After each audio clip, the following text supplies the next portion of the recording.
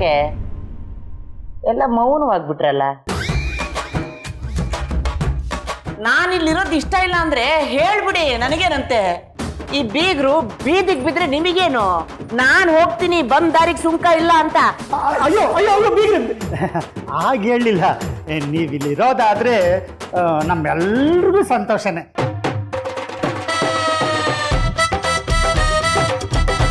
ಅಲ್ವೇ ಮತ್ತೆ?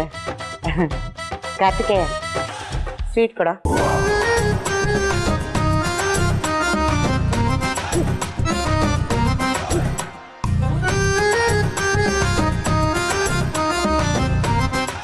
ನಮ್ಮ ಮಮ್ಮಿ ಸ್ವೀಟು, ಮನ್ಸು ಬೆಣ್ಣೆ ತರ, ಗುಣ ನೀರಿನ ತರ, ಎಲ್ಲಿ ಹೇಗ್ ಬೇಕೋ ಹಾಗೆ ಅಡ್ಜಸ್ಟ್ ಆಗ್ಬಿಡ್ತಾರೆ. ಅವ್ರಿರೋ ಜಾಗನ ಸ್ವರ್ಗ ತರ ಮಾಡ್ಬಿಡ್ತಾರೆ. ಅದ ಮಮ್ಮಿ ಕರೆಕ್ಟಾಗಿ ಹೇಳಿದೆ ಮಗ. ಆದ್ರೂ ಸ್ವಲ್ಪ ಜಾಸ್ತಿ ಹೊಗಳಿದೆ ನೀನು. ಎಲ್ಲಿ ವಿಶಾಲವಾದ ವಿಶಾಲಾಕ್ಷಿ ಕಾಣಿಸ್ತಾನೆ ಇಲ್ಲ? ಅವಳು ದೇವಸ್ಥಾನಕ್ಕೆ ಹೋಗಿದ್ದಾಳೆ. ಓ, ಹರಕೆ ಕಟ್ಕೊಂಡಿರ್ಬೇಕು.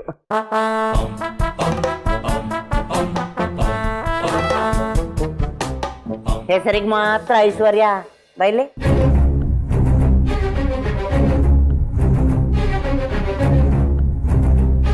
ಕರಿತಿಲ್ವಾ? ಬಾರೆ.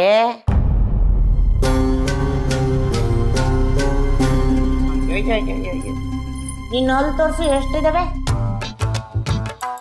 ಒಂದು ಅಯ್ಯ ದುರ್ನಾಥ, ಅದೆಷ್ಟು ಹುಳುಕಲ್ಲಿ ಇಟ್ಕೊಂಡಿದೀಯೇ. ಸಣ್ಣ ಮಕ್ಕಳು ಸ್ವೀಟ್ ತಿಂದ್ರೆ ಹಿಂಗೆ ಆಗೋದು. ನಿಮ್ಮ ಅವ್ಗೂ ಗೊತ್ತಾಗಲ್ಲ, ನಿಮ್ಮ ಅಪ್ಪಗೂ ಗೊತ್ತಾಗಲ್ಲ. ಹೋಗೋ, ಸಣ್ಣ ಮಕ್ಳು ತಿನ್ಬಾರ್ದು, ಅಲ್ಲುಜ್ ಮೊದ್ಲು.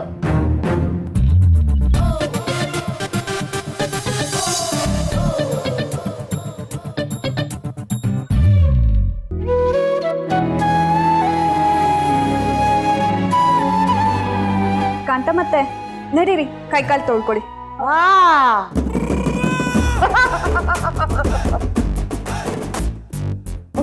ವರ ಕೊಡದೇ ಇರೋ ಲಕ್ಷ್ಮಿ ಅಲ್ಲ, ವರ ಕೊಡುವ ಲಕ್ಷ್ಮಿ, ಎರಡು ಒಂದೇ. ಏನಮ್ಮ ವರಲಕ್ಷ್ಮಿ, ಚೆನ್ನಾಗಿ ಓದ್ತಾ ಇದೀಯೋ? ಯಾಕೆಂದ್ರೆ ಈಗಿನ ಕಾಲದ ಹುಡುಗಿರು ಅದೇನು ಓದ್ತಾರೋ, ಓಡಾಡ್ತಾರೋ ಅಥವಾ ಓಡೇ ಹೋಗ್ತಾರೋ ಯಾರಿಗೊತ್ತು. ನೀನ್ ಮಾತ್ರ ಚೆನ್ನಾಗಿ ಓದಮ್ಮ. ಲಗೇಜ್ ತಗೊಳ್ಳೋ ಸುಂದ್ರ.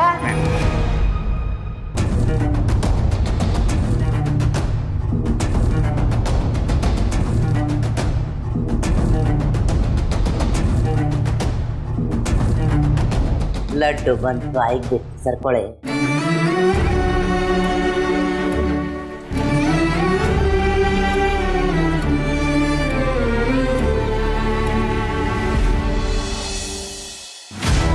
ಸುಬ್ಬು ವಿಷಯದಲ್ಲಿ ಯಾವ ಮಿಸ್ಟೇಕ್ ನಡಿಬಾರ್ದು.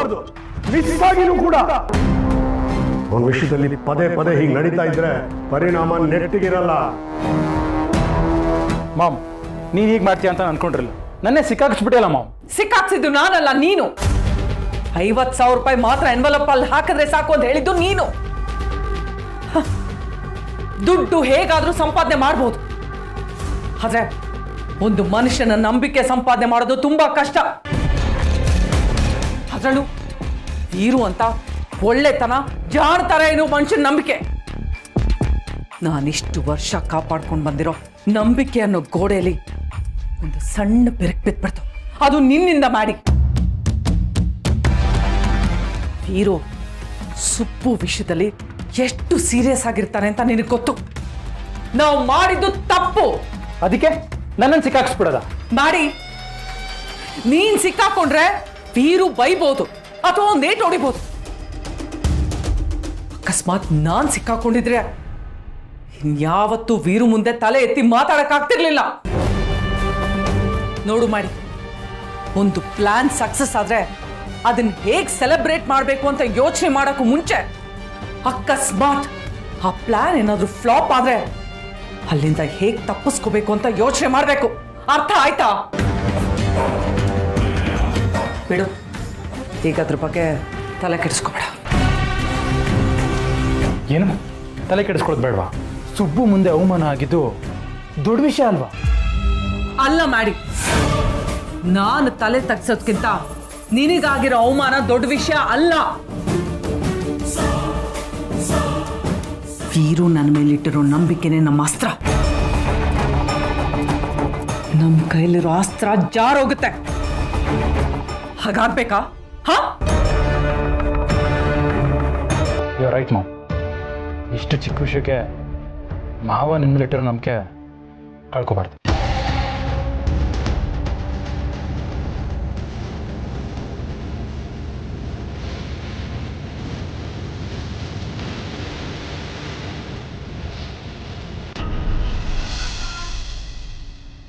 ದೇವಸ್ಥಾನಕ್ಕೆ ಹೋಗಿ ಬಂದಿದ್ದಕ್ಕೆ ಒಂಥರ ಸಮಾಧಾನ. ಆದ್ರೂ ಬಲ್ಗನ್ ಇನ್ನೂ ಹೊಡ್ಕೋತಾನೆ ಇದೆಯಲ್ಲ. ಅಯ್ಯೋ,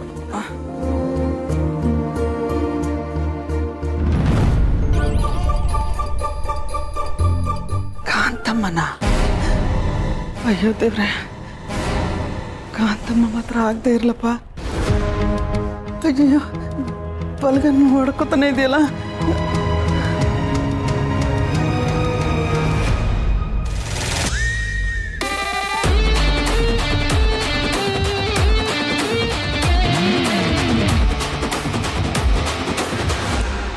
ಏನು ವಿಶಾಲವಾದ ವಿಶಾಲಾಕ್ಷಿ ದೇವಸ್ಥಾನಕ್ಕೆ ಹೋಗಿದ್ದೆ, ಅರ್ಕೆ ಕಟ್ಕೊಂಡಿದ್ಯಾ? ಇಲ್ಲ ಇಲ್ಲ, ಸುಮ್ಮನೆ ಹೋಗಿದ್ದೆ. ಅಲ್ಲ, ಮನೆಗೆ ಬರೋ ಅತಿಥಿಗಳೇ ದೇವರುಗಳು ಅಂತ ದೊಡ್ಡವರು ಹೇಳಿದ್ದಾರೆ. ಅಂಥದ್ರಲ್ಲಿ ನಾನು ದೇವ್ರ ಥರ ಬಂದು ನಿಮ್ಮ ಮನೆ ಬಾಕ್ಲಲ್ಲಿ ಕುತ್ಕೊಂಡಿದ್ದೀನಿ. ಮನೆಗೆ ಯಾರು ಬಂದರು ಬಿಟ್ಟರು ಅಂತ ವಿಚಾರಿಸೋದು ಬೇಡವೆ? ನೀವು ಬರೋದು ಗೊತ್ತಿರ್ಲಿಲ್ವಲ್ಲ ದಿಕ್ತಿಯವ್ರೆ. ಗೊತ್ತಿದ್ದಿದ್ರೆ ಆರತಿ ತಟ್ಟೆ ತಗೊಂಡು ಬಾಗಿಲಲ್ಲೇ ಕಾಯ್ತಾ ಇದ್ದೆ ನಿಮ್ಗೋಸ್ಕರ.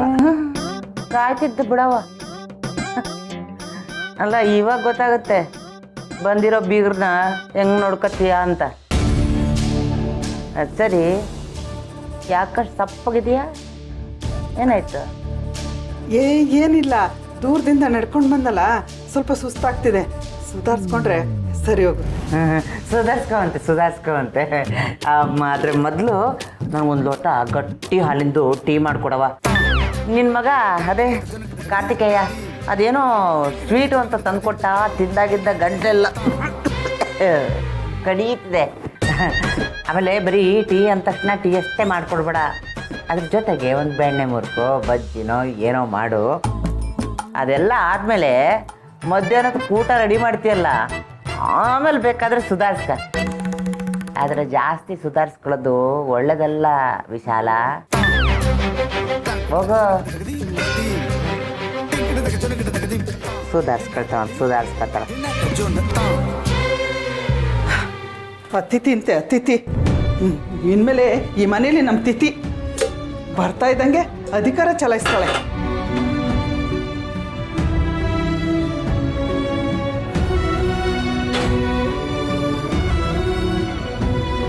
ವಿಶಾಲು, ದೇವಸ್ಥಾನದ ಯಾವಾಗಲೇ ಬಂದೆ? ಟೀ ಮಾಡ್ತಾ ಇದೆಯಾ? ನನಗೆ ಸ್ವಲ್ಪ ಕೊಡ್ತೀಯಾ? ಕುದೀತಾ ಇದ್ದಂಗೆ ನಿಮ್ಮ ಗಂಟಲಿಗೆ ಸುರಿಲಾ? ಅಯ್ಯೋ ರಾಮ, ಇದ್ಯಾಕೆ ಹೇಗೆ ಮಾತಾಡ್ತಿದ್ಯಾ? ಟೀ ಕುದಿಯೋಕೆ ಮುಂಚೆ ನಿನ್ನ ತಲೆ ಕುದೀತಾ ಇದೆ. ಇನ್ನೇನ್ರಿ ಮತ್ತೆ? ನಾ ಕಾಂತಮ್ಮ ಯಾವಾಗ ಬಂದ್ಲು? ಈಗ ಸ್ವಲ್ಪ ಹೊತ್ತಾಯ್ತು. ಯಾವಾಗ ಹೋಗ್ತಾಳಂತೆ? ಅವಳೆಲ್ಲೇ ಹೋಗ್ತಾಳೆ, ಲಗೇಜ್ ಸಮೇತ ಬಂದಿದ್ದಾಳೆ. ಇಲ್ಲೇ ಇರಲ್ಲ ಅಂತ ಕೇಳಿದ್ಲು. ಅದಕ್ಕೆ ನೀವೇನಂದ್ರಿ? ನಾ ಇದ್ಕೊಂಡು ಹೋಗು ಅಂತ ಹೇಳಿದೆ.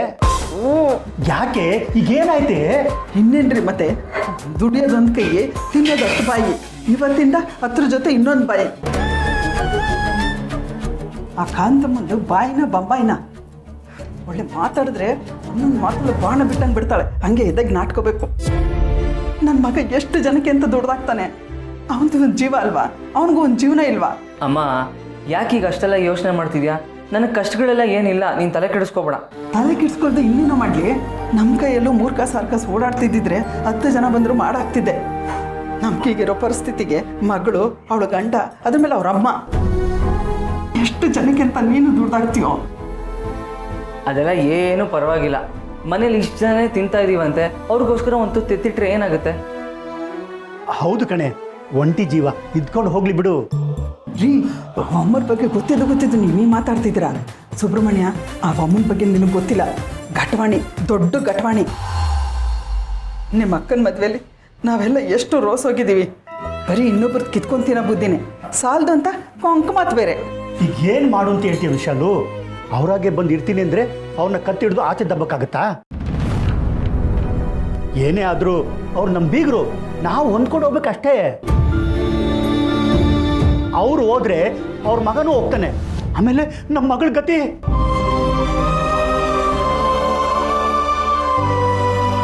ಅಮ್ಮ, ಮನೆಗೆ ಬಂದಿರೋ ಅತಿಥಿಗಳನ್ನ ಚೆನ್ನಾಗಿ ನೋಡ್ಕೋಬೇಕಾಗಿರೋ ಜವಾಬ್ದಾರಿ ನಿಂದು. ಮನೆಗೆ ಏನೇನು ಬೇಕೋ ಅದನ್ನು ತಂದು ಹಾಕೋ ಜವಾಬ್ದಾರಿ ನಂದು. ಆಯ್ತಾ? ಏನೂ ಆಗಲ್ಲ, ಎಲ್ಲ ಒಳ್ಳೇದಾಗುತ್ತೆ. ಯೋಚನೆ ಮಾಡ್ಬೇಡ ನೀನು. ಹೇಳಪ್ಪ.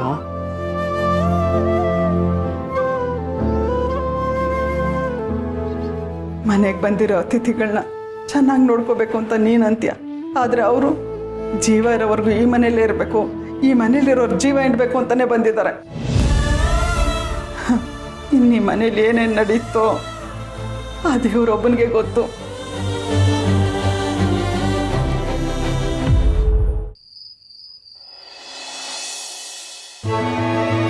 ಪಿಂಕಿ, ಏನ್ ಆಶ್ಚರ್ಯ ಶ್ರಾವಣಿ ಇದು. ಅಲ್ಲ, ನೀನ್ ಮಾತಾಡಿದ್ರೆ ಸಾಕು, ನಿಮ್ ತಂದೆ ನಿನ್ ಮಾತು ಕೇಳಿ ಉರ್ದು ಬೀಳ್ತಿದ್ರು. ಅಂಥದ್ರಲ್ಲಿ ನಿನ್ ಮಾತು ಕೇಳಿ ಬೋನಸ್ ಕೊಟ್ಟಿದ್ದಾರೆ. ನನ್ನಿಂದಂತೂ ನಂಬಕ್ಕೆ ಆಗ್ತಿಲ್ಲ. ಹೌದು ಚಿಕ್ಕಮ್ಮ, ನನಗೂ ಇದು ಕನ್ಸೋ ನನ್ಸೋ ಒಂದೂ ಗೊತ್ತಾಗ್ತಿಲ್ಲ. ಅಕ್ಕ, ಇದ್ಯಾವುದು ಕನ್ಸಲ್ಲ, ಎಲ್ಲ ನಿಜನೇ. ಎಂಜಾಯ್ ಮಾಡು.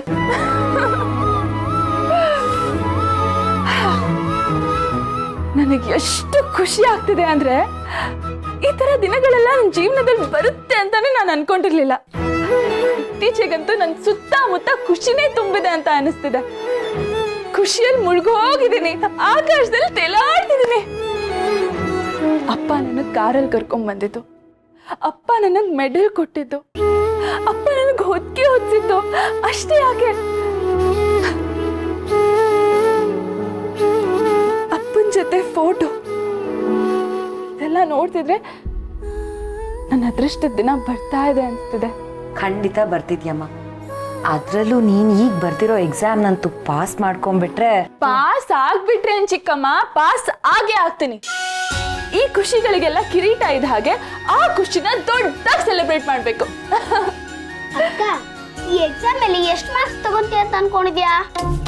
ನಂಗೇನ್ ಅತಿ ಆಸೆ ಇಲ್ಲ, ಜಸ್ಟ್ ಪಾಸ್ ಆದ್ರೆ ಸಾಕು. 40-45 ಬಂದ್ರಂತೂ ಸೂಪರು. ಒಟ್ನಲ್ಲಿ ನನ್ನ ರಿಪೋರ್ಟ್ ಕಾರ್ಡ್ ಅಲ್ಲಿ ಪಾಸ್ ಅಂತ ಬಂದ್ಬಿಟ್ರೆ ನನ್ನ ಜೀವನದಲ್ಲಿ ಗೆದ್ದ ಹಾಗೆ. ಅಪ್ಪಂಗೆ ಇನ್ನೂ ಹತ್ರ ಆಗ್ತೀನಿ, ಅಪ್ಪನ ಪ್ರೀತಿ ಇನ್ನೂ ಹೆಚ್ಚಾಗತ್ತೆ. ನನ್ನ ಮಗು ಆಗಿದ್ದಾಗ ಅಪ್ಪ ನನ್ನ ಮೇಲೆ ಎಷ್ಟು ಪ್ರೀತಿ ಇಟ್ಟಿದ್ರು ಅಂತ ನನಗೆ ಗೊತ್ತು.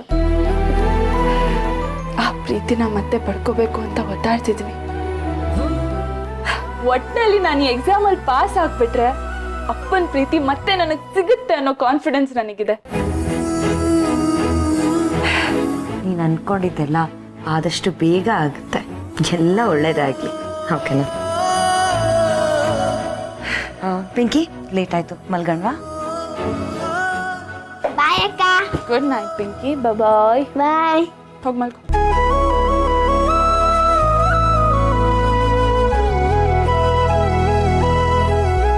ಏನಿದು, ಸುಬ್ಬು ವಾಯ್ಸ್ ಮೆಸೇಜ್ ಕಳ್ಸಿದಾನೆ.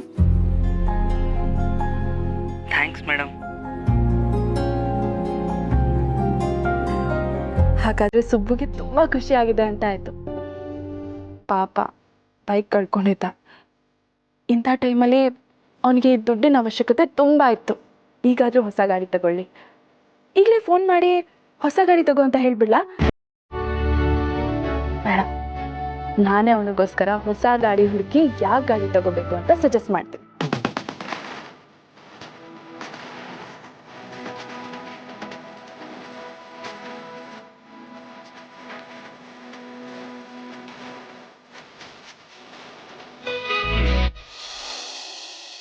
ಮಾನವ ಮೂಳೆ ಮಾಂಸದ ತಡಿಕೆ ತಟ್ಟಿಕೆ, ಇದರೊಳಗೇನಿದೆ ತೊಗಲಿನ ಹೊದಿಕೆ, ತುಂಬಿದೆ ಒಳಗೆ ಕಾಮದಿ ಬಯಕೆ.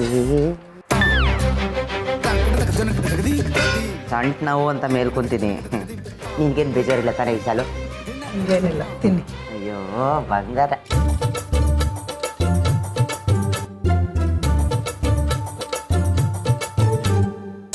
ಅನ್ನ ಸಾರು, ಕಾಕನ ಅಂಗಡಿ, ಬೋಟಿ.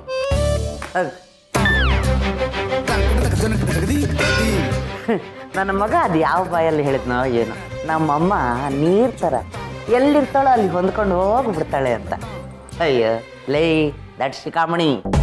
ಅಲ್ಲ, ತೀರಾ ಹೊಂದ್ಕೋತೀನಿ ಅಂತ ಇಟ್ಕೊಳ್ಳಿ, ಹಂಗಂತ ಹೇಳಿ ಇಷ್ಟೊಂದು ತಾತ್ಸಾರ ಮಾಡಬಾರ್ದು. ನಾನು ಬಡವಾ ನೀನು ಮಡಗದಂಗೆ ಇದ್ದು ಬಿಡು ಅಂತೇಳಿ ಇದ್ದು ಬಿಡ್ತೀನಿ. ಆದರೆ ಈ ಊಟದ ವಿಚಾರದಲ್ಲಿ ಸ್ವಲ್ಪ ಸ್ಟ್ರಿಕ್ಟು ನಾನು. ಏನಂದರೆ ಬೆಳಗ್ಗೆ ಎದ್ದ ತಕ್ಷಣ ಗಟ್ಟಿ ಹಾಲಿದ ಕಾಫಿ, ಒಂದು ಸಣ್ಣ ಲೋಟದ್ದು.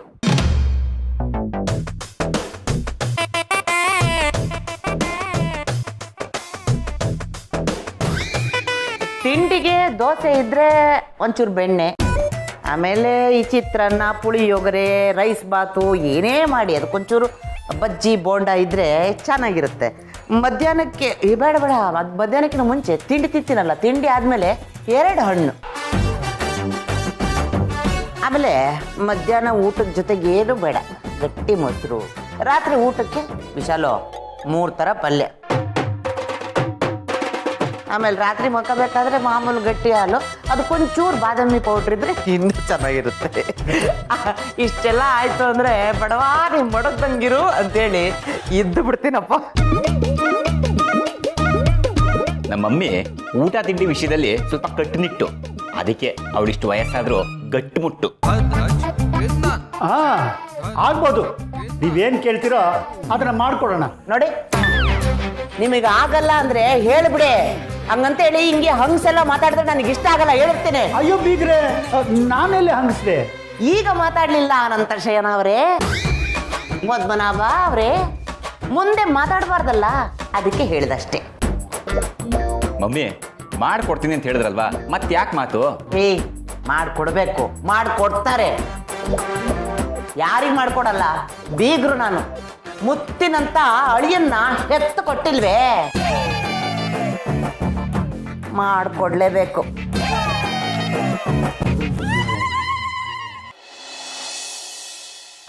ಇಷ್ಟೇನಾ? ಇನ್ನೂ ಏನಾದರೂ ಇದೆಯಾ? ನೋಡು, ವಾರಕ್ಕೆ 2 ದಿನ ಕೋಳಿ ಸಾರು, ಅದು ನಾಟಿ ಕೋಳಿನೇ ಆಗಬೇಕು. ಆಮೇಲೆ ಭಾನುವಾರ ಬಾಡೂಟ, 3 ತಿಂಗಳಿಗೆ 1 ಸೀರೆ. ಇಷ್ಟಿದ್ದು ಬಿಟ್ರೆ ಬಡವಾ ನೀನು ಮಡಗ್ದಂಗಿರು ಅಂತ ಇದ್ಬಿಡ್ತೀರಿ ಅಲ್ವಾ? ಎಂಥ ಮಾತು, ಎಂಥ ಮಾತು. ನೀವೇನೇನು ಕೇಳಿದ್ರೋ ಅದನ್ನೆಲ್ಲ ಮಾಡೋದಕ್ಕೆ ಪ್ರಯತ್ನ ಪಡ್ತೀನಿ. ತಿನ್ನಿ.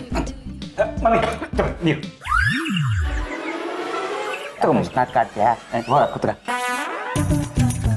ಬಂದ್ಬಿಟ್ಟ ಇವಾಗ, ಬಾಯಿಗೆ ನೀರು ಬಿಡ. ನೀರು ಬಿಡಕ್ಕಲ್ಲ ಮಮ್ಮಿ, ನೀರು ಕೊಡಕ್ಕೆ.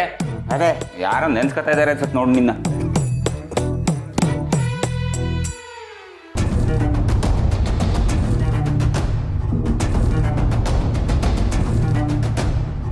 ಇನ್ಯಾರು ನೆನ್ಸ್ಕೊತಿರ್ತಾರಪ್ಪ? ನಮ್ಮನೆ ಓನರಮ್ಮ ನೆನ್ಸ್ಕೊತಿರ್ತಾಳೆ ಅಷ್ಟೆ. 3 ತಿಂಗಳಿಂದ ಬಾಡಿಗೆ ಕಟ್ಟಿಲ್ಲ ಕಣ. ನೀನೇನೋ ಅಲ್ಲಿದ್ದ ಇಲ್ಲಿಗೆ ಬಂದ್ಬಿಟ್ಟೆ, ನಾನೇನು ಮಾಡ್ಲಪ್ಪ? 50,000 ಕೇಳ್ತಿದ್ದಾರೆ. ನನ್ನ ಮಗ ಬಂದು ಕೊಡ್ತಾನೆ ಅಂತ ಹೇಳಿ ಬಂದಿದ್ದೀನಿ. 50,000 ಮಮ್ಮಿ? ಇದಕ್ಕಿದಕ್ಕೆ ಕೊಡಂದ್ರೆ ನಾ ಇಲ್ಲ ತಂದ್ಕೊಡ್ಲಿ? ಏನೋ ಹಿಂಗೆ ಮಾತಾಡ್ತಿದ್ದೀಯಾ? ಹೆತ್ತ ತಾಯಿಗಿಂತ 50,000 ಜಾಸ್ತಿ ಆಯ್ತೇನೋ ನಿನಗೆ? ಅದು ಹಾಗಲ್ಲ ಮಮ್ಮಿ, ಮೊನ್ನೆ ತಾನೇ ಫ್ರೆಂಡ್ಗೆ ಆಕ್ಸಿಡೆಂಟ್ ಆಯ್ತು ಅಂದ್ಬಿಟ್ಟು ಏನು ಮಾಡಲಿ, ಅದಕ್ಕೆ ಕೈಯಲ್ಲಿರೋದು ಬರೋ ದುಡ್ಡೆಲ್ಲ ಹಾಸ್ಪಿಟ್ಲಿಗೆ ಖರ್ಚು ಮಾಡಿಬಿಟ್ಟೆ. ಅದು ಅಲ್ಲದೆ ಮನೇಲಿ ದುಡ್ಡು ಇಟ್ಕೊಂಡು ಕೊಡಲ್ಲ ಅಂತ ಹೇಳೋದಕ್ಕೆ ನಾನೇನು ಸ್ವಾರ್ಥಿನ? ನನಗೆ ಸಂಬಂಧದ ಬೆಲೆ ಗೊತ್ತು ಮಮ್ಮಿ. ಸಂಬಂಧ ಉಳಿಸ್ಕೊಡೋದಕ್ಕಿಂತ ದುಡ್ಡು ದೊಡ್ಡದಲ್ಲ ಅಂತಲೂ ಗೊತ್ತು ಮಮ್ಮಿ. ಏನು ಮಾಡಲಿ, ಕೈಯಲ್ಲಿ ಕಾಸಿಲ್ಲ, ಕಾಸು ಬರೋವಂಥ ಕೆಲಸನೂ ನನ್ನ ಕೈಯಲ್ಲಿ ಇಲ್ಲ. ಒಂಚೂರು ಕೆಲಸ ಇದ್ದು ಬೋನಸ್ ಗೀನಸ್ ಬರೋ ಹಾಗೆ ಇದ್ದಿದ್ದರೆ ತಾಯಿಗಿಂತ ದೇವರಿಲ್ಲ, ಸಾಲಗಾರಕ್ಕಿಂತ ಶತ್ರು ಇಲ್ಲ ಅಂಥೇಳಿ ನನ್ನ ಹತ್ರ ಬರೋ ದುಡ್ಡೆಲ್ಲ ನಿಂಗೆ ಕೊಟ್ಟು ಸಾಲ ತೀರಿಸ್ಬಿಡ್ತಿದ್ದೆ. ಅಯ್ಯೋ ಶಿವನೇ, ನೀನೇ ಹಿಂಗಂದ್ರೆ ನನ್ನ ಗತಿ ಏನೋ? ಅಯ್ಯಮ್ಮ ನನ್ನ ಮೇಲೆ ಜಗಳ ಮಾಡಕ್ಕೆ ಬಂದ್ಬಿಟ್ಟಿದ್ಲು. ಅದಕ್ಕೆ ನಾನು ನಿನ್ಮೇಲೆ ಈ ಮನೇಲಿ ಇರೋದಿಲ್ಲ, ನಾನು ನನ್ನ ಸೊಸೆ ಮನೆಗೆ ಹೋಗ್ತೀನಿ ಅಂತ ಈ ಮನೆ ಅಡ್ರೆಸ್ ಕೊಟ್ಟುಬಿಟ್ಟೆ ಬಂದಿದ್ದೀನಿ.